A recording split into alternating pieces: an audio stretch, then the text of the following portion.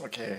The corporatocracy is this group of individuals, men mostly, few women, who run our biggest corporations. And they really act as the emperor of this empire.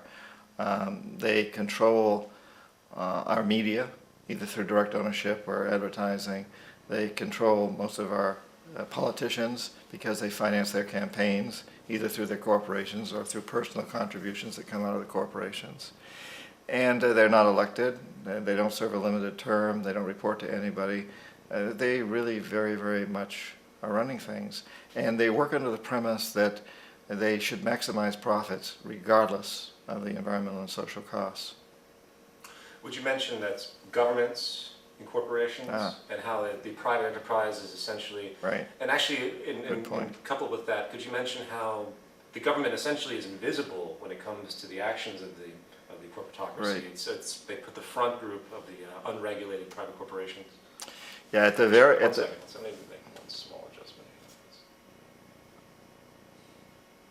Okay, go ahead. At the very top of the corporatocracy, you really can't tell whether a person's working for a private corporation or the government because they're always moving back and forth.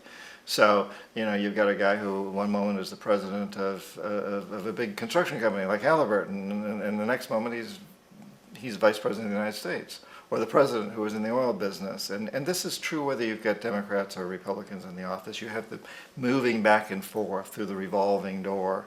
So you really can't distinguish.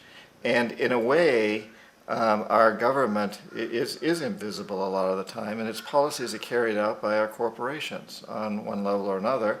And then again, the policies of the government are basically forged by the corporatocracy and then presented to the government. They become government policy. So it's an incredibly cozy relationship and a very dangerous relationship. I think that's part of what, as we move forward and we move out of this empire and we look for solutions, how do we create a better world for our children and grandchildren? One of the most important things is to break that bond there and to make people responsible more to just creating a decent world, creating an environmentally sustainable, socially just and peaceful world. It's interesting because the big corporations depend so much on the banking system, the whole financial system, the whole Wall Street system, and the banks. On the other hand, the banks depend on the corporations to make their money. So with the money that they have, they've got to invest it someplace, so they've got to invest it primarily in corporations. And so there's this symbiotic relationship between them that exists. You couldn't have the huge corporate structures that we have without the banking structure that we have, and you couldn't have the banking structure that we have without the corporate structure that we have. And once again, it's that corporatocracy. And you've got the people moving back and forth between these things, working with each other. So the big corporations almost always have financial people on their boards, and the big financial institutions almost always have corporate people on their boards. And there's this interweaving and intermeshing at the very, very top. And then all of them, at one point or another, probably work for the government or with the government, and the government people come into the banking system or the corporate system when they retire from government, and then maybe they go back again at some point in time. So it's a very insidious and I'd have to say a corrupt system. A system that just feeds into the hands of what we call the corporatocracy, and to a large degree works against everybody else in the world.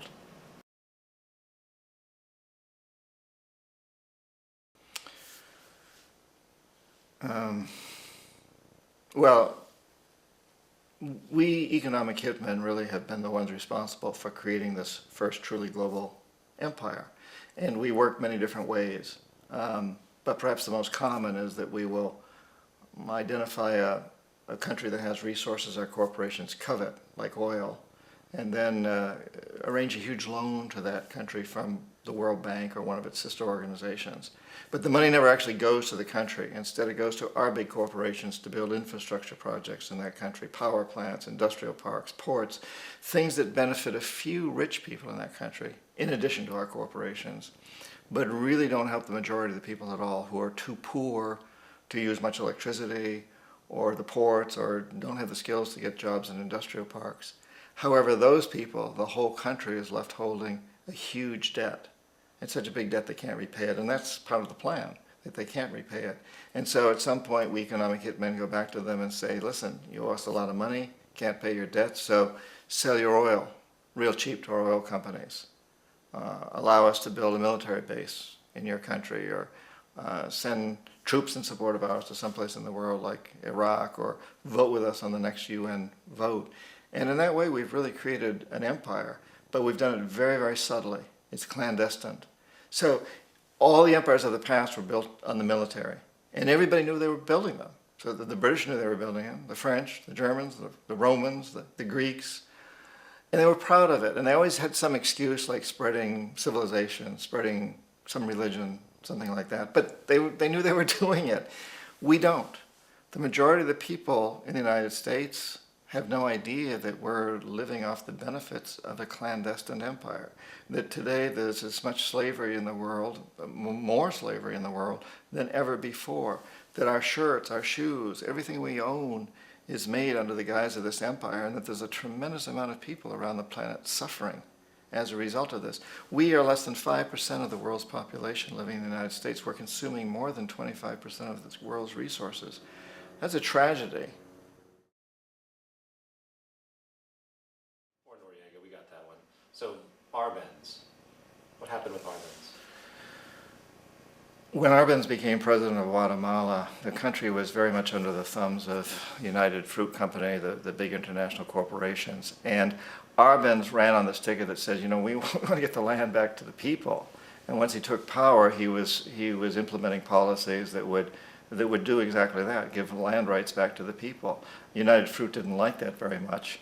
And so they hired a public relations firm, launched a huge campaign in the United States to convince the United States people, the citizens of the United States, and the press of the United States, and the Congress of the United States, that Arbenz was a Soviet puppet, and that if we allowed him to stay in power, the Soviets would have a foothold in this hemisphere. And that at that point in time was a huge fear on everybody's mind. We all the Red Terror, the Communist terror.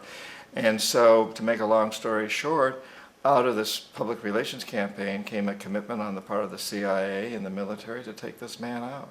And in fact, we did. We sent in planes, we sent in soldiers, we sent in jackals, we sent everything in to take him out, and did take him out. And as soon as he was removed from office, the new guy that took over after him basically reinstated everything to the big international corporations, including United Fruit. So, move on to Roldos. What happened? Ecuador, for many, many years, had been ruled by pro-U.S. dictators, often relatively brutal. They often claimed to be democratic, but they weren't. They were dictators. And then it was decided that they were going to have a truly democratic election. Jaime Roldos ran for office.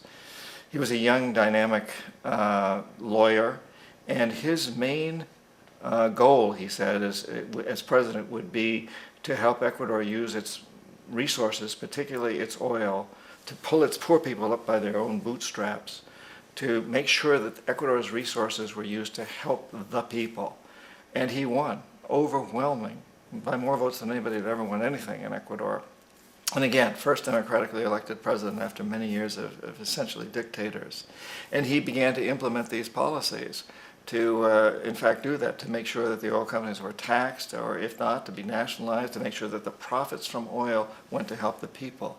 Well, we didn't like that in the United States. I was sent down as one of several economic hitmen, and in that particular job I wasn't the primary one. I was sent in from Panama to help some of the other ones to change Roldos, to corrupt him, to bring him around, to let him know, okay, you can get very rich, you and your family, if you play our game, but if you continue to try to keep these policies you've promised, you're going to go.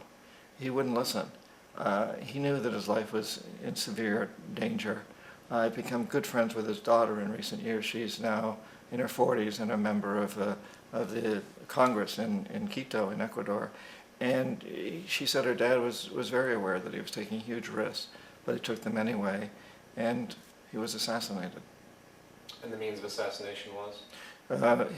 His airplane, officially his airplane crashed. He and his wife were on board, and several other men and women, and the defense minister and his wife. And the pilot of that plane, according to Marta Roldos, Jaime's daughter, was a very good family friend, wouldn't have done anything foolish. She says that the official reports, which claim that the weather was very bad and they hit a high mountain, are erroneous. The weather wasn't that bad where they were by the standards of Ecuador. It was raining. It rains a lot in the coastal plain, and they weren't even in the high mountains. They were coming up in the coastal area, according to Marta. Also, what we do know is that as soon as the plane crashed, the whole area was cordoned off, and nobody was allowed in. Even the local police, the Ecuadorian police, were not allowed in. The only people allowed in were U.S. military from a nearby base, and some of the Ecuadorian military that worked closely with the Ecuadorian military. When an investigation was launched, two of the key witnesses died in car accidents before they had a chance to testify. A lot of very, very strange things that went on around the assassination of Jaime Roldos. I, like most people who've really looked at this case, have absolutely no doubt that it was an assassination. And of course, in my position as an economic hitman, I was always expecting something to happen to Jaime, whether it be a coup or assassination, I wasn't sure, but that he would be taken down because he was not being corrupted. He would not allow himself to be corrupted the way we wanted to corrupt him. So now, airplane crashes are a great way to assassinate people because the evidence is destroyed, and it's virtually impossible to prove foul play. So let's move on to Allende, is that the pronunciation? Mm-hmm. Yeah. Well, Allende, again, president of Chile, and Allende went up against a very powerful U.S. corporation, ITT, International Telephone and Telegraph Company, and a guy named Harold Janine, who was a very powerful figure at the time. And Janine decided that Allende had to go, brought in the CIA. The CIA went in and took him out. Now, Allende was relatively easier to justify than some of the others because he was an avowed socialist, if you want to call it that, but he was doing really good things for his people. However, ITT was totally opposed to him and the policies that he was implementing there. It's an interesting case, too, because if we look today at ITT, we don't find much. There still exists, but it's a very small company, the shadow of what it used to be. And yet at one time it had been one of the most powerful companies in the world, a company that was able to bring down the presidency of Allende in Chile. And I think that, again, sends a tremendously strong message to us that these corporations are vulnerable and that we do have clout, we the people, because ITT is gone. Many other big corporations that move around during most of my lifetime are gone now too. You look at the airline industry, look at Pan American, which was a very, very powerful company at one time, owned Intercontinental Hotels and many other businesses. Gone today. There's so much of that out there, of companies that have disappeared, and the people who run these companies are very, very aware of that. That gives us a lot of leverage. We, the people, can exercise power of these companies and force them to do a better job.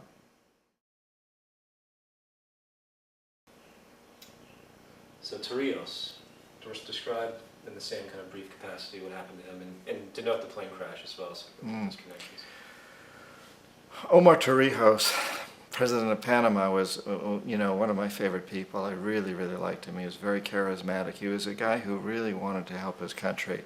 And when I tried to bribe him or corrupt him, he said, "Look, John," he called me Juanito. He said, "Look, Juanito, I don't need the money.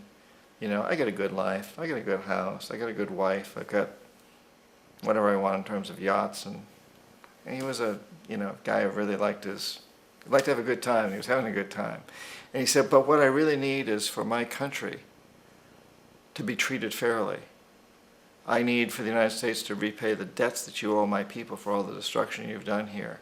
I need to be in a position where I can help other Latin American countries win their independence and be free of this terrible presence from the north that you people are exploiting us so badly. I need to have the Panama Canal back in the hands of the Panamanian people. That's what I want. And so, leave me alone. Don't try to bribe me." It was 1981, and in May, Jaime Roldos was assassinated. And Omar was very aware of this. Afterwards, I heard from family members, and Marta Roldos, the daughter of Jaime Roldos, married Omar Torrijos' nephew. And the nephew told Marta, and I've heard this from a number of sources, that after that plane crash of Roldos's, Torrijos got his family together and he said, I'm probably next, but it's okay because I've done what I came here to do. I've renegotiated the canal. The canal will now be in our hands. He just finished negotiating the treaty with Jimmy Carter. So I've accomplished what I need to accomplish. I'm ready to die if that's what it's going to take. And he had dreams about an airplane crash. In June of that same year, just a couple of months later, he also went down in an airplane crash, which there's no question was executed by CIA-sponsored jackals. There was a pass-off of a radio, I think? Yeah, there's a tremendous amount of evidence that one of the security guards, one of Torrijos' security guards, handed him at the last moment as he was getting on the plane a tape recorder, a small tape recorder that contained a bomb.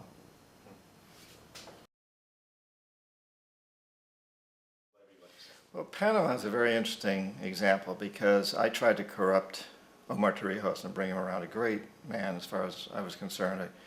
And I was very torn. On the one level, I didn't want to corrupt him. I really respected him for his integrity. On the other level, it was my job to corrupt him, and I knew that if I didn't, something more dire was likely to happen, which it did. He was assassinated. And that sent Panama into a tailspin. The soul was taken out of the country at that point in many respects. And eventually, Noriega became president. Noriega had been, we now know, a CIA agent. He'd been paid a lot of money to help fight the Colombia drug cartel, so he was one of our guys.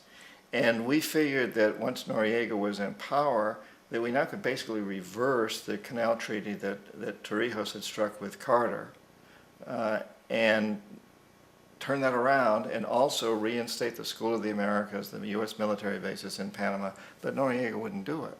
He wasn't as much of a puppet as we thought he was. He wasn't willing to reverse those policies. Also, he continued what had begun under Torrijos with negotiations with the Japanese about financing and building a sea level canal. We didn't want to see that happen. If there was going to be a sea level canal, we wanted to finance and build it. And Noriega refused to drop out of those negotiations. So he was no longer our puppet. He wasn't playing the game.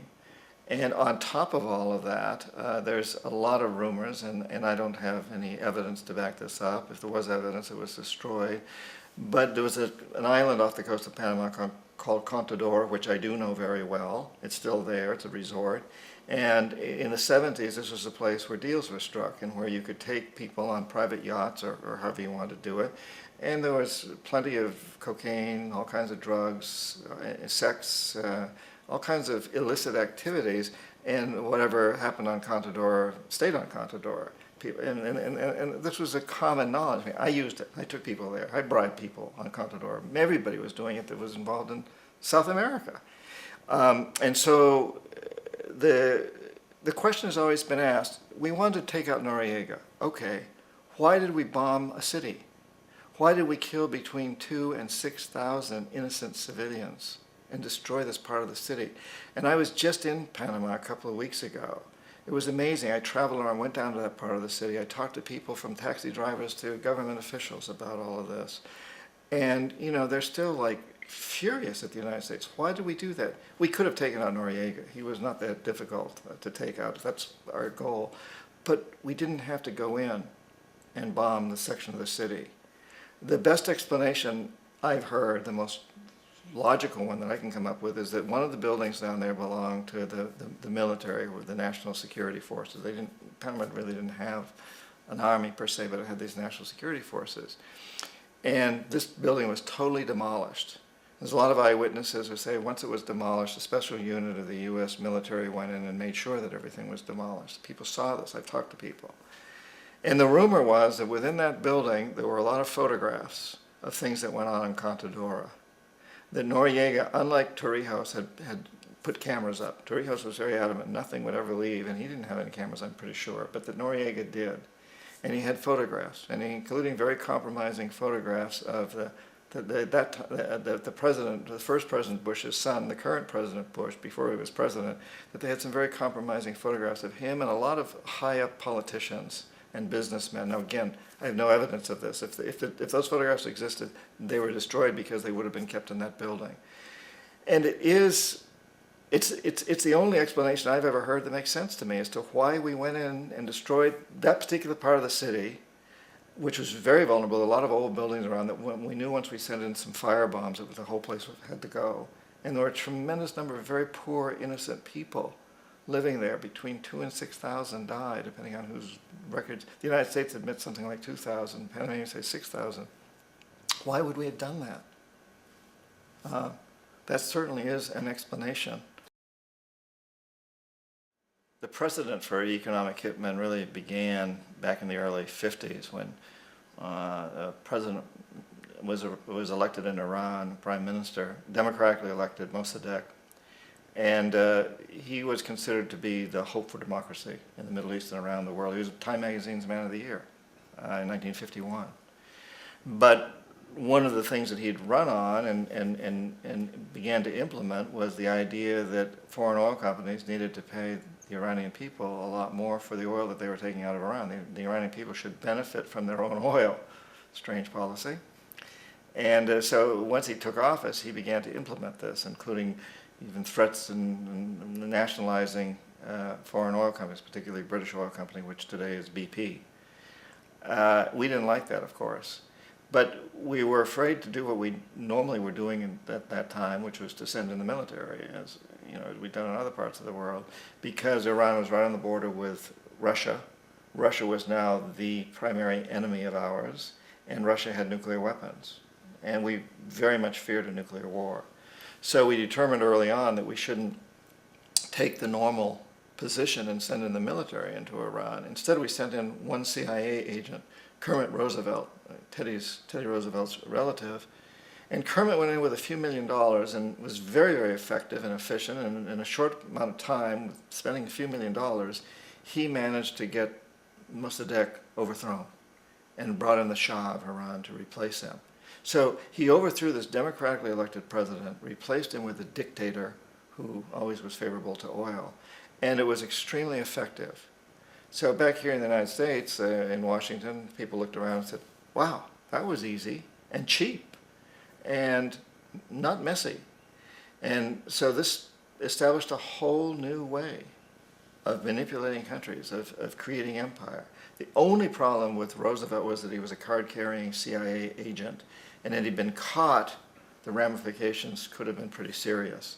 So very quickly at that point, the decision was made to use private consultants to channel the money through the World Bank or the IMF or one of the other such agencies, to bring in people like me who worked for private companies, so that if we got caught, there would be no governmental ramifications connected with this. And it is interesting to me how this system has continued pretty much the same way for years and years and years, except the economic hitmen have got better and better and better, so we've and more subtle. But then we come up with, very recently, what happened in Venezuela. In 1998, Hugo Chavez gets elected president, following a long line of presidents who had been very corrupt and basically destroyed the economy of the country, put the largest middle class in Latin America had suddenly become impoverished because they put the country into such debt and people into debt. And Chavez was elected amidst all that. Now, Chavez was not a radical opposed to the United States at that point in time. But after 9/11, Chavez went on the record of saying, I hope that the people of the United States will see what's going on here and understand that there's a lot of anger and resentment in the world.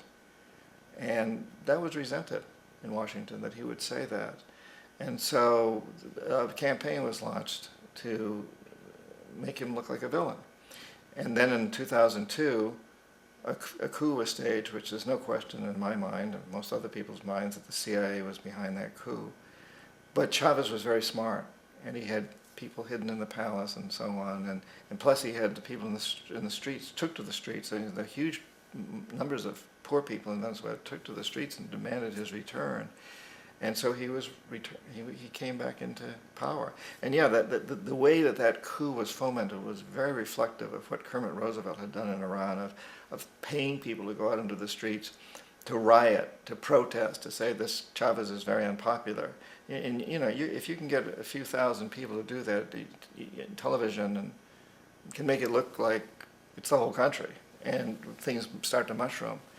So it was very reminiscent of that, except in the case of Chavez, he was smart enough, and the people were so strongly behind him and so expecting this to happen that they overcame it, which was a phenomenal moment in the history of Latin America. Because regardless of what one thinks of Chavez, and I personally have my problems with his rhetoric and his behavior sometimes, but the fact that he has stood up to the United States, and he's done it primarily demanding that Venezuelan oil be used to help the Venezuelan people. That has always been his philosophy. And his success at actually making that happen has its ups and downs, but that's always been the philosophy. And also to use some of that money to help other poor people throughout the continent. The fact that that happened encouraged other countries like Bolivia and Ecuador and Chile and Argentina and Brazil and Uruguay and Nicaragua and Guatemala and so many others to hold democratic elections and vote in presidents who said, our resources must serve our people. So Correa of Ecuador ran on a campaign basically that says, the profits from Ecuadorian oil must help Ecuador's poor people.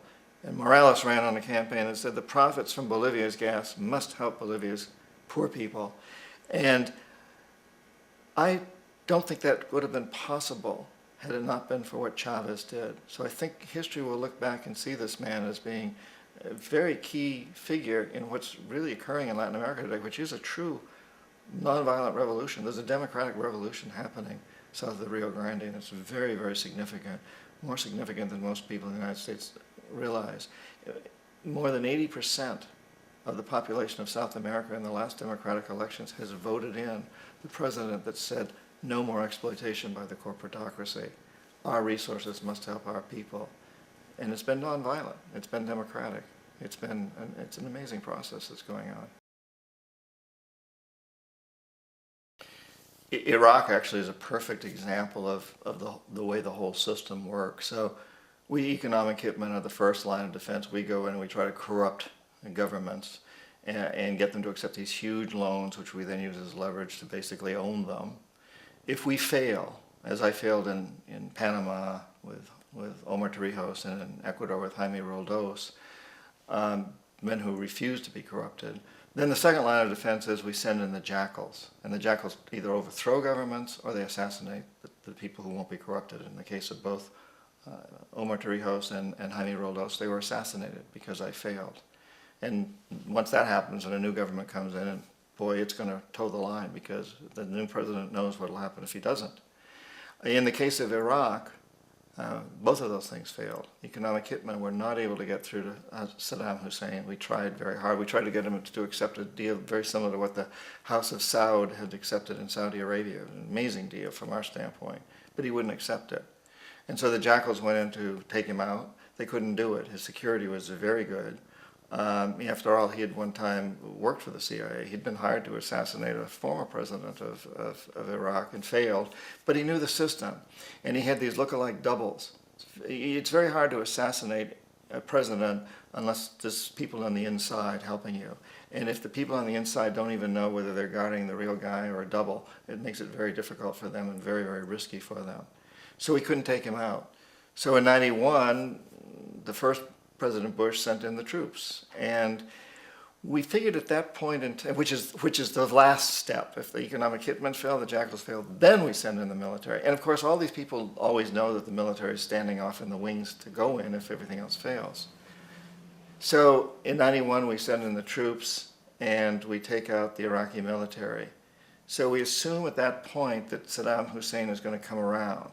We could have taken him out, of course, at that time. But we didn't want to. He's the kind of strong man we like. He controls his people. We thought he could control the Kurds and keep the Iranians in their border and keep pumping oil for us. And that once we took out his military, now he's going to come around.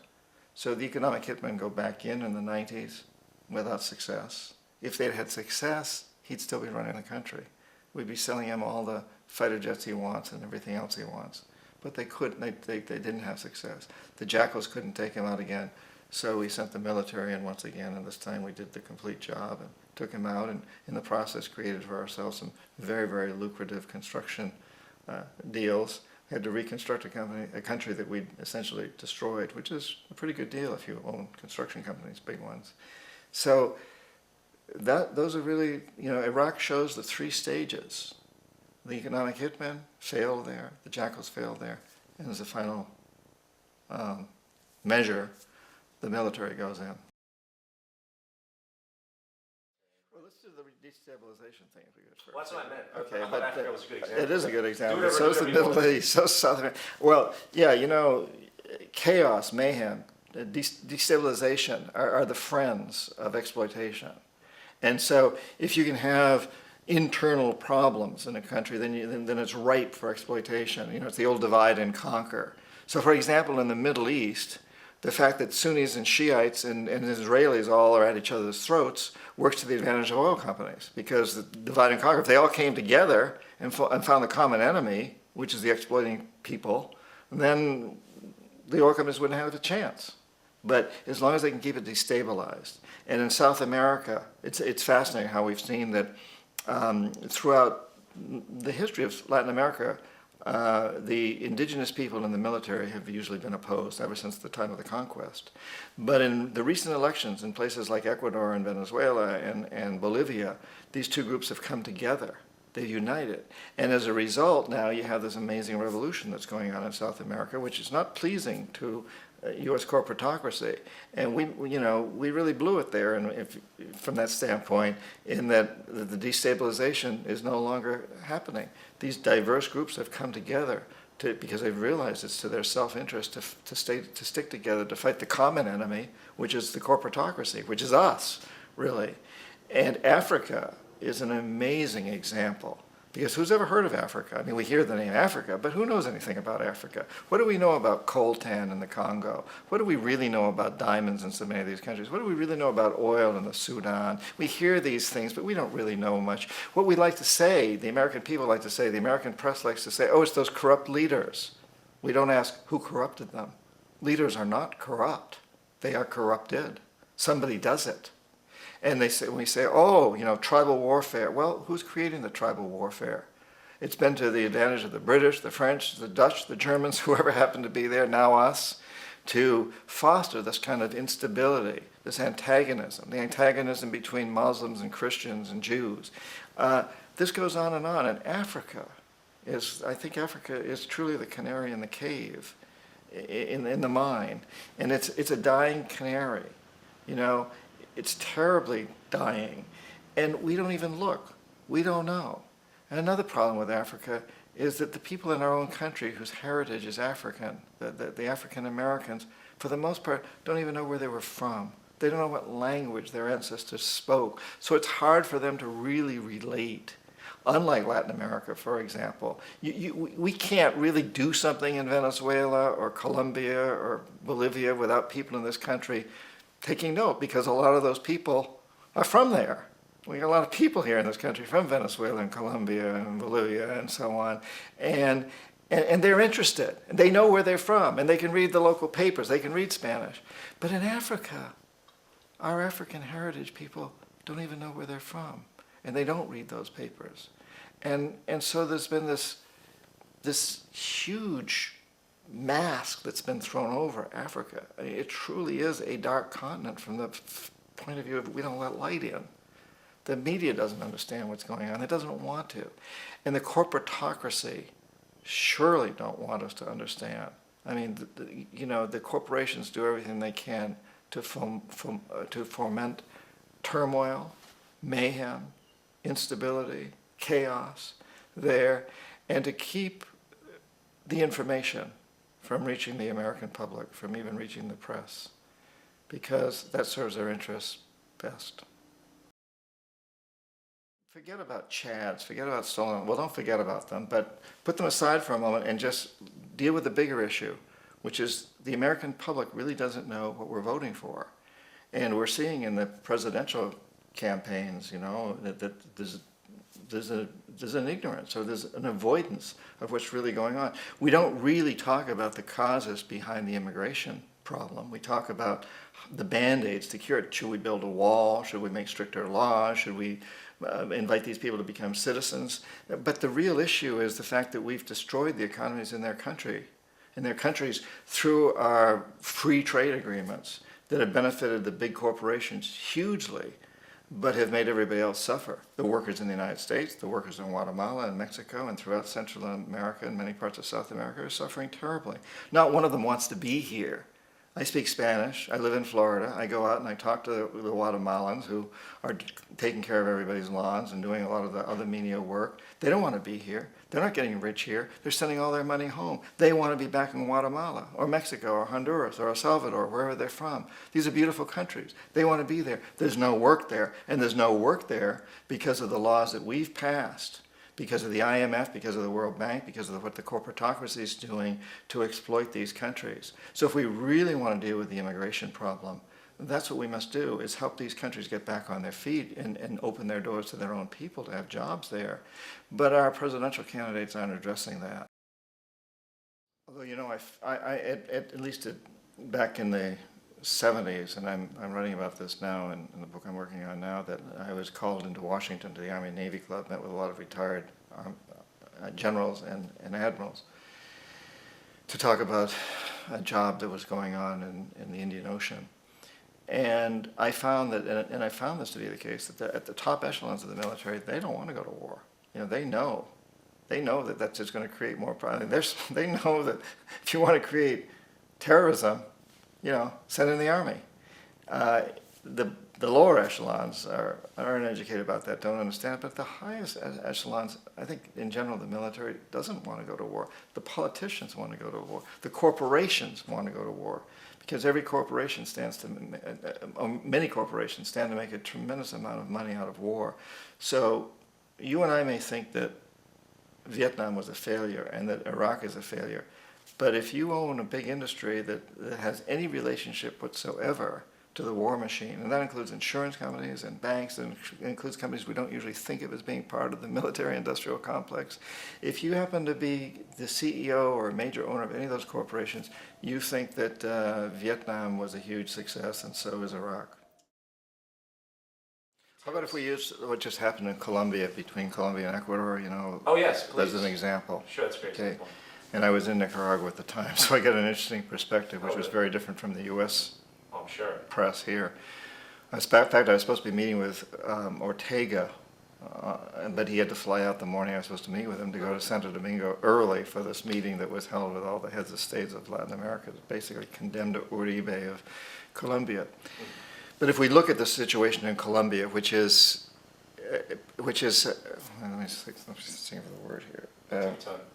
If we look at the situation in Colombia, which is symbolic of so many, you go back to the time when I was in Colombia in the 70s, and I was there to get huge World Bank and Inter-American Development Bank loans for Colombia to build infrastructure projects using U.S. corporations to do it.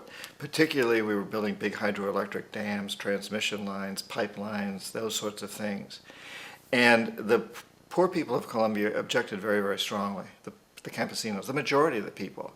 For example, we would dam up rivers to create hydroelectric projects and destroy vast amounts of farmlands, destroy towns. And then we would build transmission lines from these across llanos and jungles and through people's backyards and these big transmission towers.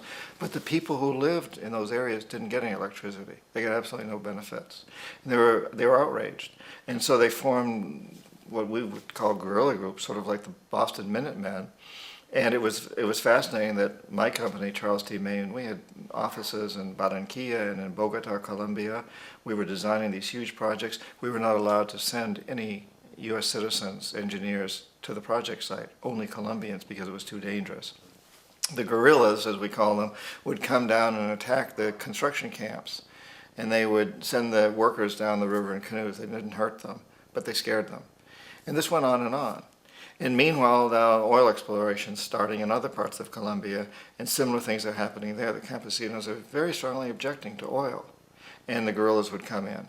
And originally they were supported financially by Russia and China to a certain degree, and to a certain degree by Cuba.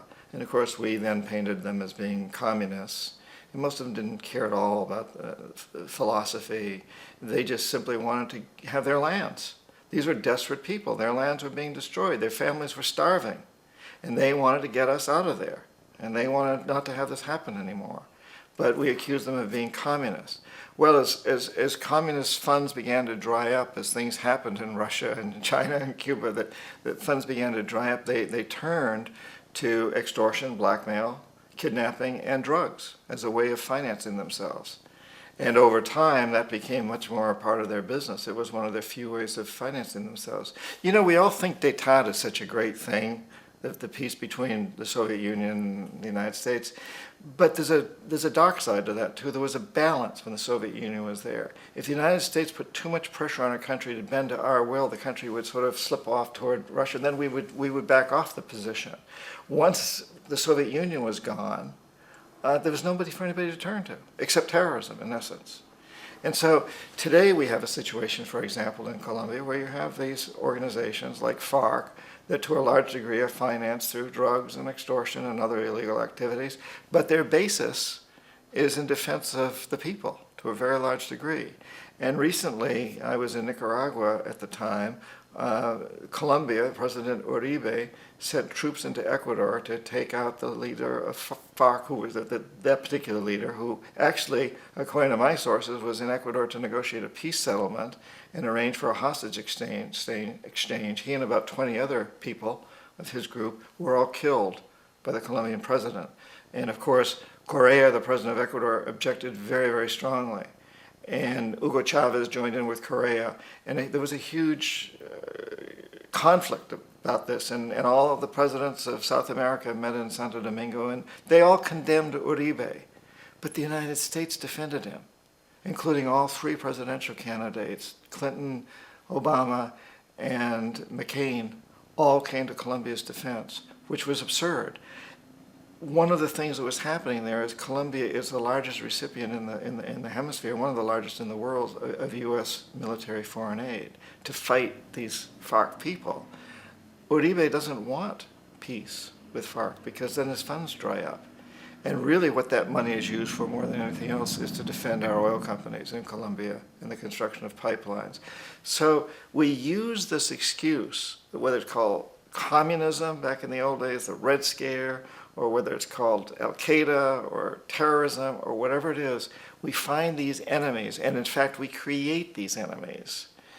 And this gives us a foothold into the country so we can have our military in there and we can use them to defend our oil companies, which in the case of Colombia and Ecuador and throughout so much of Latin America are terribly, terribly exploitative and destroy environments, destroy people. The largest environmental lawsuit in the history of the world today is being brought on behalf of 30,000 Ecuadorian Amazonian people against Texaco, which is now owned by Chevron. So today it's against Chevron, but for activities conducted by Texaco throughout the years of dumping, what's estimated to be more than 18 times more than what the Exxon Valdez dumped into the coast of Alaska. In the case of Ecuador, it wasn't an accident. The oil companies did it intentionally. They knew they were doing it to save money out there rather than arranging for proper disposal. That's unbelievable. It is. It's so blind because they're just killing themselves in the end. Well, they make a hell of a lot of money in the process. Right. And none of these executives expect to be, to hold their job for more than a few years anyway. So right. Make a killing while you're there. Whatever you want to go with that. I know it's kind of an obscure question. So in 1971, the United States was very much in debt as we are today, and foreign companies started, let me set that over again. Okay. So in 1971, the United States was very deeply in debt, as it is today, and we were on the gold standard. And so other countries began to call in the debt in gold. They didn't want dollars, they wanted gold. We couldn't pay it. And so Nixon and his buddies took us off the gold standard. And of course the argument at the time was made that there's no economic reason to be on a gold standard, but the truth of the matter is we couldn't pay. We were bankrupt. We couldn't pay in gold. So we simply went off the gold standard and said, here, we'll pay you in dollars, but we'll need to back it up with gold. But that then threatened to undermine the dollar as the world currency because it put it in huge question. So in 1973, when the OPEC oil embargo hit, it created an ideal opportunity to do something that was even better than the gold standard. And at that point, some of the Treasury people came to me and other economic hitmen and said, listen, we can't allow OPEC to hold us up anymore. We can't allow them to blackmail us. You've got to come up with a scheme so this can't happen again. Well, the scheme that we came up with, and this is the short version, is that the House of Saud in Saudi Arabia, we knew we had to do it through the House of Saud because they were corruptible, and they had more oil than anybody else. The House of Saud agreed to return almost all the money that they made selling petroleum to the world to the United States and invested in U.S. government securities. The interest from those securities would be used to finance the westernization of Saudi Arabia, so that the Treasury Department would have that interest to hire U.S. corporations to build power plants, desalination plants, huge cities. And the House of Saud also agreed to keep the oil prices within limits acceptable to our oil companies, and most importantly perhaps, never ever to sell oil for anything other than dollars. So suddenly, in a couple of years, the dollar had moved from being on the gold standard to just being free floating basically, to now developing its own standard, the oil standard, which in many respects was much more powerful than the gold standard, because after all, oil has inherently more value in the modern world than gold does.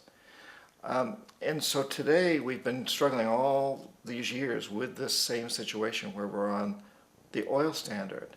And now we're once again at this position where we hold tremendous amounts of debt. We're a huge debtor nation, the largest debtor nation in the world, in the United States. And other countries are beginning to say, but we want our debt in something other than dollars because we don't like the dollar, we don't trust it. So Saddam Hussein threatened to go onto what he called an oil burst, oil exchange, where he would sell oil for something other than dollars, yen or euros or some other currency. And that's one reason that we went after him. That's just one more reason. And today, interestingly enough, Iran is doing the same thing. Iran is offering to sell oil. In fact, they say they want to sell oil not for dollars ever. They want to sell it for other currencies. This is a huge threat to us. I think it's the primary reason why we're making threats as if we're going to attack Iran. I don't think it has nearly as much to do with nuclear energy as we like to think it does. It has to do with oil and the oil bursts. Because if Iran, in fact, does sell oil for something other than the dollar, it puts the dollar in a very weak position. And if someone wants to bankrupt us, someone like China or Japan or one of the other big holders of our debt, they can call in our debt in euros or in something else. But they can only do that if they can buy oil in that other currency, because oil is the true currency that's out there today. Well, oil is the ideal fuel for the corporatocracy. And so when you have a resource like that, you can really control it. And of course the corporatocracy likes that. Also everything downstream. You have to have gas stations, you have to have pipelines, you have to have all these things. And that's a reason why biofuels, ethanol, things like that are acceptable to them, or that more acceptable to Washington, to the corporatocracy, than, for example, solar, which you don't have that kind of control over. So oil is really it's a political football. It is a tremendous convenience for those who want to control, and it is the backing of our currency today. So the dollar is backed by oil. So it makes it very hard to talk about getting off oil from a political standpoint. If every tile on every roof was a solar panel, which is technologically possible, think of what that would do. Now, people know energy, know that there's peak times of using fuel, and you can't, it's hard to use solar at night, although it's definitely not impossible. We put solar units out for some of the communities in the Amazon, and they have big batteries that they put it into, and they run off solar all night long. You can do that, even though it seems that in this country, in the United States, it's almost like a myth that you can't do that, but you can do it. But if we think in terms of really trying hard to use what's there and to use it in an efficient way, the concept of huge solar stations out in the Mojave Desert or someplace, that to me is wrong, because once again it's feeding into the hands of central control, And not only that, but who knows what that would do for climate. If you take all that solar energy that would have gone into the earth otherwise, out of the earth, and instead put it into electricity, it's going to have some impact. But where we've got roofs, where the solar is just hitting the roofs anyway, put in efficient use.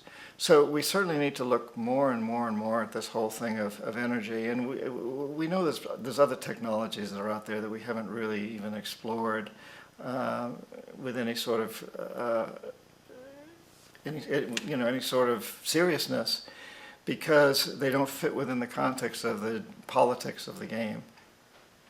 And I think something else is very important here, and that is that we must at some point come to grips with the fact that we've got to cut back on everything, whether we're talking about energy consumption or clothes or the size of our houses. We in the developed world, we who live in these very affluent societies like the United States must cut back, because there are limitations on this planet. There's no question about it. And we're fast approaching those limitations. So we must cut back. We must control population to some degree, and we must control the per capita expenditure on economic goods, on materialistic goods. We must cut back. We cannot expect technology to solve these problems entirely. We have to also solve them by spirituality, by realizing, for lack of a better word, spirituality, by recognizing that happiness doesn't come through consuming more and more energy, consuming more and more products. It comes from something much deeper, something much more basic, that feeling of oneness, that bliss, that connection with all the plants and animals and elements and other people. We have a great deal of power over these corporations. And so we're at this amazing time in history where there's a world empire. And I think for the first time, we don't want to overthrow it. We don't want to get rid of it.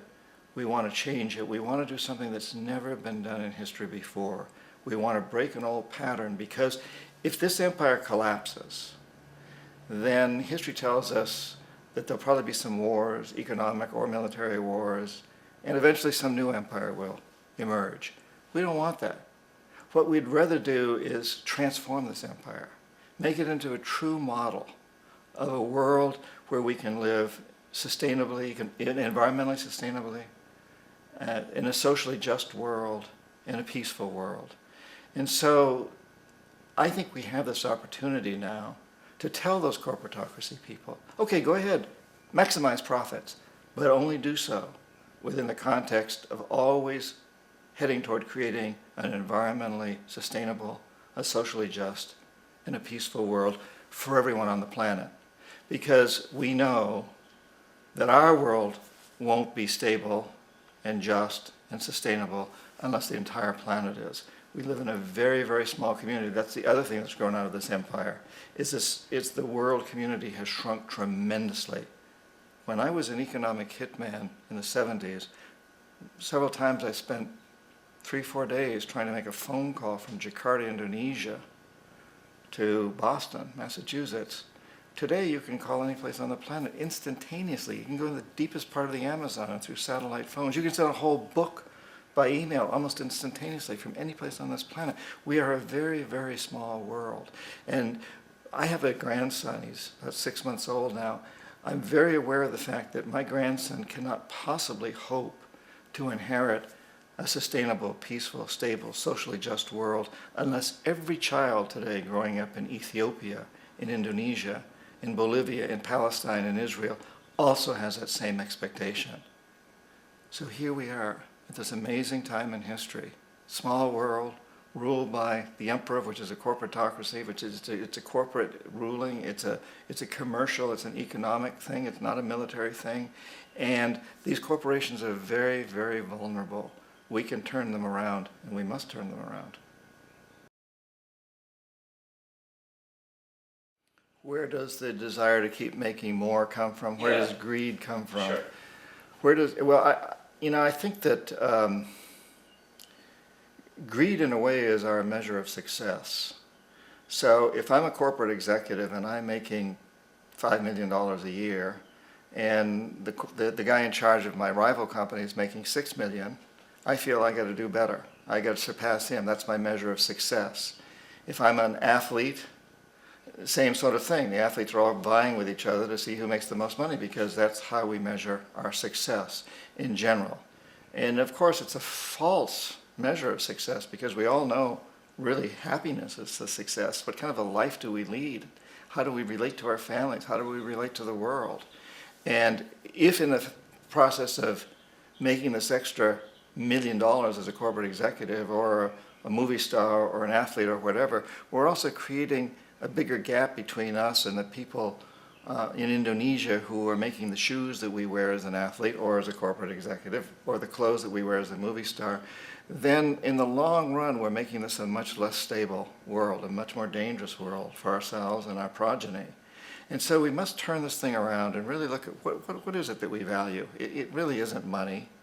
And you know, working with CEOs and people in top management for many, many years as I've had, including I still continue to. I give talks to big corporations and their executives. I just came back recently from giving one. I'm very struck by the fact that I've never met an evil CEO. They may exist, but I haven't met any. I've never met one that wants to see Florida sink beneath the ocean. I've never met one that wants to see the ozone layer destroyed or wants to see more poverty and misery in the world. What I meet is men and women who have been taught in business schools, who have been taught within their corporate cultures that they must maximize profits regardless of the costs, the social and environmental costs. But they don't really want to do that. And they're really not buying into this idea that they got to make an extra $1 million to compete with the guy in the next post. That's really not what they're about as far as I can see. They do it because that is their measure of success. It's the same reason that it starts when we're in school, you know. I mean, the kid sitting next to us gets an A and we're getting a B, and there's pressure put on us to do better than them or excel in a sport for whatever reason. With this constant thing of this is how we measure ourselves. We really need to turn that around. You know, it would be such a different world if the Fortune 500 were not the wealthiest 500 people or the wealthiest 500 companies, but instead were those that do the most to make a better world for our children. Just think if Randy Hayes, who founded Rainforest Action Network, was in the Fortune 500, not because of money he makes, but because of what he does. Just think, you know, what if people like that were Time Magazine's Man of the Year? This is the direction we must move in.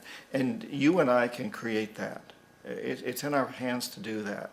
And I also think we need to understand that almost every executive out there is looking for that too. Obviously they love their grandchildren. They don't want to see the entire world destroyed. Well, it's our form of adulation.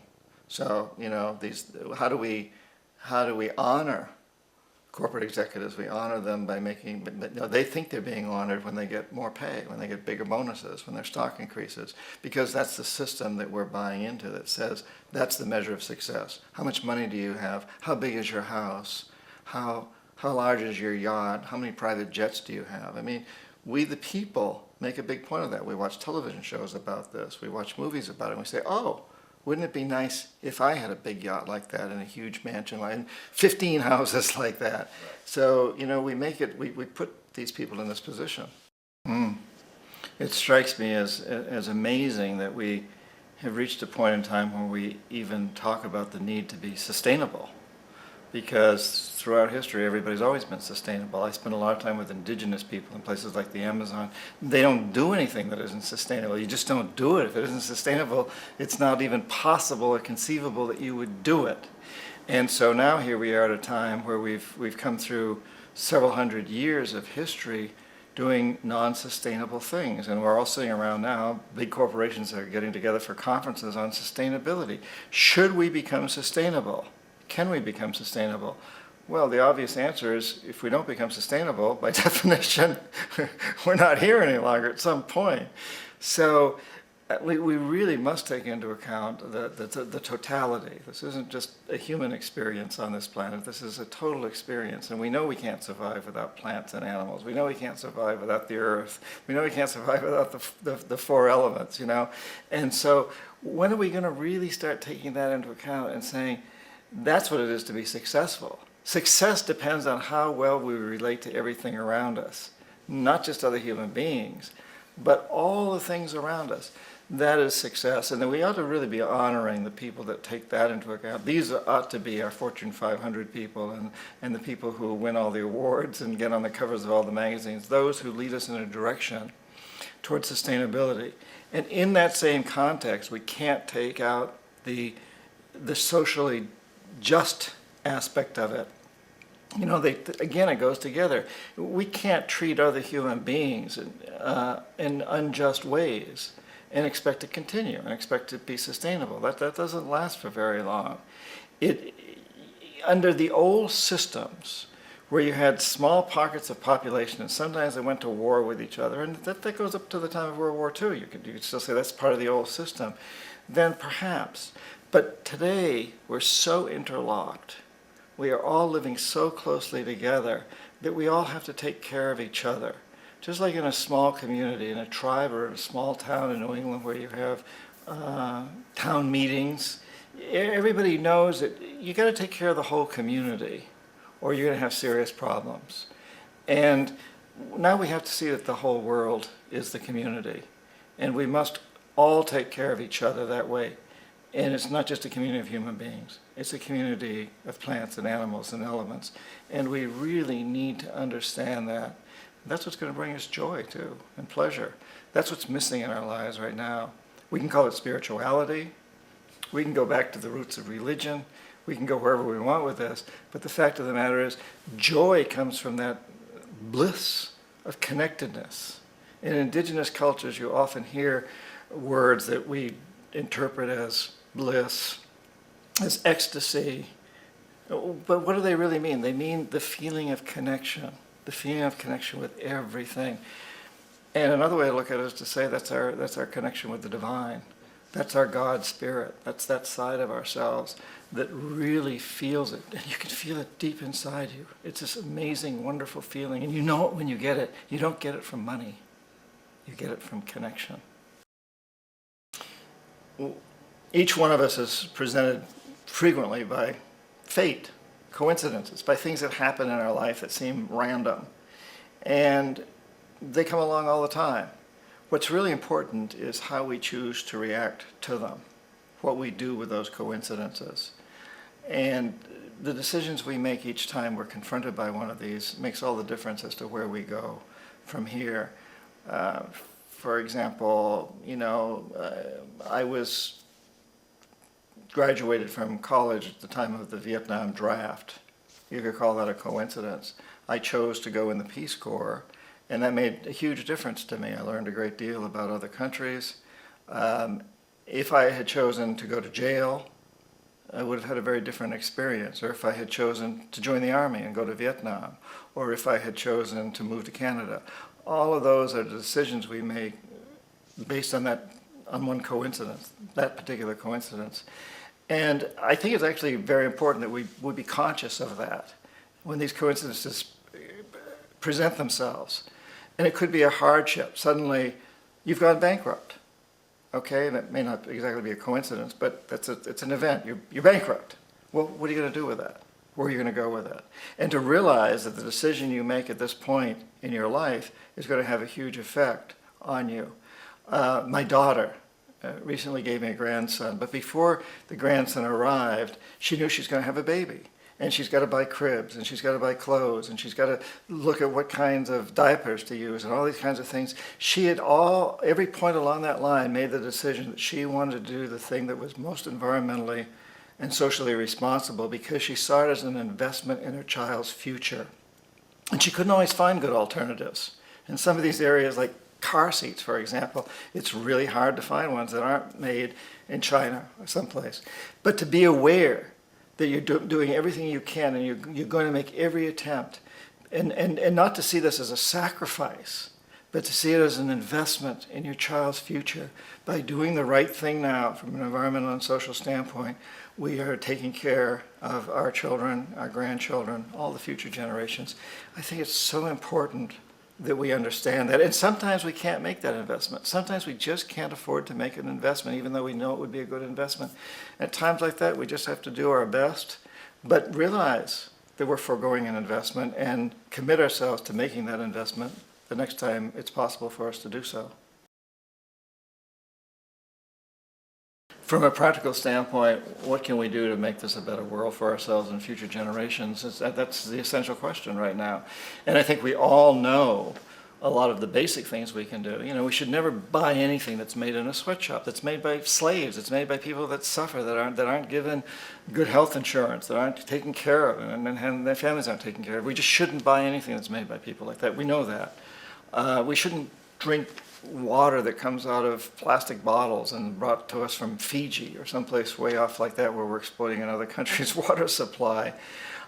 You know, we shouldn't waste fuels. We shouldn't be inefficient in that. We shouldn't build houses that are way too big to satisfy any common sense within us. There's so many things like that that we all know. We shouldn't be putting chemicals in our foods and so on and so forth. But I think beyond all of that, if you really come right down to it, those are all Band-Aids. And we need Band-Aids badly because we're hemorrhaging. But beyond all that, I think each one of us needs to look deep inside of ourselves. Every one of us has passion, and every one of us has talent. Now, I'm a writer, that's my passion, and I hope I have some talent as a writer also. But regardless of whether you're a filmmaker, a musician, a carpenter, a plumber, a teacher, a housewife, whatever you are, you've got passion and you have talent. And if every one of us can go deep into our passions, can realize our passions, using our talents to do that, but always have as a guiding point that we will work to creating an environmentally sustainable, socially just, and peaceful world, then we will get there. We will all get there if that's the destination that every one of us has. We can come from many different directions. I'm often struck by how fortunate we are that during the time of the American Revolution, Tom Paine didn't try to lead armies. And George Washington didn't write pamphlets. Paine followed his passion. He was a writer, he had talent. And Washington followed his passions and talents as a leader of men. And Benjamin Franklin didn't do either thing. He was an old man. He went off to France and he convinced the French to become our allies. All of that was essential. And it was all aimed at one goal. But they all came from very different directions. And I think this is an important time to realize how we can do that. Students sometimes in business schools where I'm speaking come up to me and say, you know, well, should I go to work for the big corporation and try to change things from inside? Or do I need to be outside and demonstrate against the corporations? And I say, you know, that depends on you. We need people in both places. What's your passion? Where can you do it best? If you go to work for a big corporation, will you be corrupted by it, or will you really try to change it, learn from it and change it? And these are questions we need to ask ourselves. But if every one of us really looks inside, we're not going to be successful if we don't follow our passions and use our talents to do it. And we've all got a path that we can go along, and there can be lots and lots and lots of different paths, but let's all aim toward that one goal of creating an environmentally sustainable, socially just, and peaceful world. And when we do that, we'll get there.